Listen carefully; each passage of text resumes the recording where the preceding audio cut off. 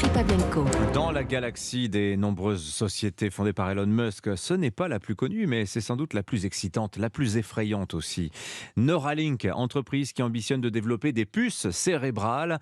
Après plusieurs reports, Neuralink promet pour ce soir une nouvelle démonstration de sa technologie d'interface homme-machine. Pour en parler avec nous ce matin, le docteur Laurent Alexandre est avec nous. Bonjour docteur. Bonjour Dimitri. Bienvenue sur Europe 1, vous êtes essayiste, vous vous présentez vous-même comme un optimiste pro-progrès. Alors évidemment, ce que fait Neuralink, ça vous intéresse beaucoup. Vous en parliez déjà dans votre ouvrage La guerre des intelligences chez J.C. Lattès en 2017. Qu'est-ce que Neuralink va montrer au monde ce soir? Est-ce qu'on en a une idée? Alors on ne sait pas. On connaît le projet d'Elon Musk, qui est l'homme le plus riche du monde et qui a développé SpaceX, le leader mondial des fusées, et puis Tesla.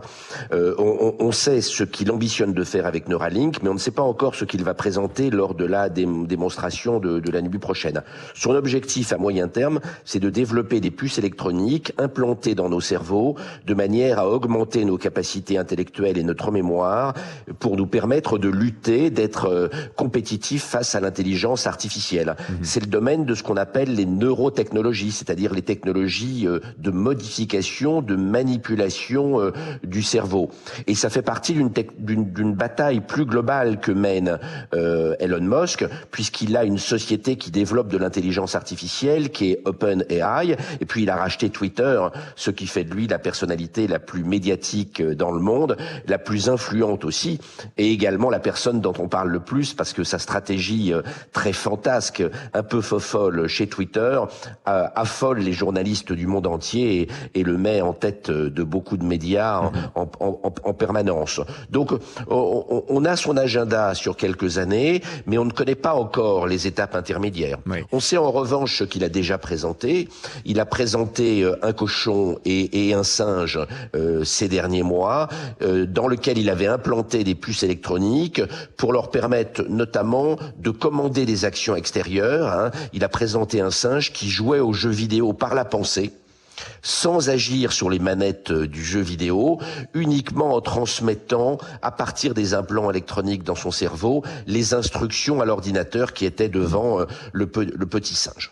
Alors c'est très impressionnant. Est-ce qu'on peut dire, Laurent Alexandre, qu'Elon Musk ambitionne de nous rendre plus intelligents? Est-ce que c'est son objectif? Et puis, parlons quand même de cette puce cérébrale. On parle quand même d'un acte chirurgical potentiellement, Oui, alors l'objectif d'Elon Musk est bien de nous rendre plus intelligents et d'augmenter notre mémoire pour nous rendre compétitifs avec l'intelligence artificielle.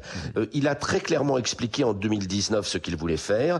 Il a dit qu'avec Neuralink, on allait fusionner l'intelligence artificielle et l'homme. Wow. On allait fusionner l'intelligence artificielle et notre cerveau, puisque l'intelligence artificielle serait directement disponible à l'intérieur même de notre cerveau grâce aux implants Neuralink. Mais il envisage deux phases.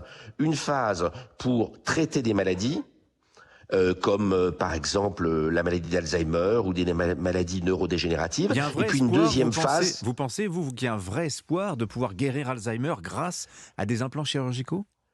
Alors, vous savez qu'on traite la maladie de Parkinson avec des implants intracérébraux. Il y a plusieurs centaines de milliers de personnes dans le monde qui ont leur maladie de Parkinson traitée, améliorée, pas guérie, mais améliorée grâce à des implants cérébraux. Donc on sait le faire avec la maladie de Parkinson, on peut espérer le faire avec d'autres maladies neurologiques dans les années, dans les décennies qui viennent. Mais son objectif le plus bouleversant, ce n'est pas de guérir des maladies, c'est de nous augmenter, c'est-à-dire finalement de faire émerger des cyborgs, parce que il a à plusieurs reprises expliqué que son objectif, c'est que le cerveau humain et l'intelligence artificielle ne fassent plus qu'un dans les décennies qui viennent. Oui. Alors, on comprend pourquoi tous ces travaux sont évidemment controversés. Laurent Alexandre, en l'état actuel des choses, est-ce que ça vous paraît possible de voir Neuralink s'implanter un jour en France, même en Europe, au sens un peu plus large, ou chez vous en Belgique, par exemple ?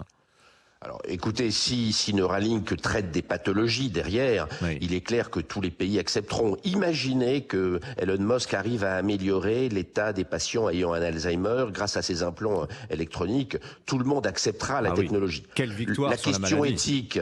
Et la question politique plus bouleversante, bien sûr, c'est faut-il accepter de mettre des implants intracérébraux dans nos cerveaux, dans le cerveau de nos enfants, ce qui est l'objectif à moyen terme d'Elon Musk. Et là, on voit bien que c'est une discussion qui n'est pas une discussion business, hein. C'est une discussion politique, philosophique. Ça pose des questions bien évidemment bouleversantes. Mais imaginons un instant que la technologie d'Elon Musk marche en 2030 ou en 2040.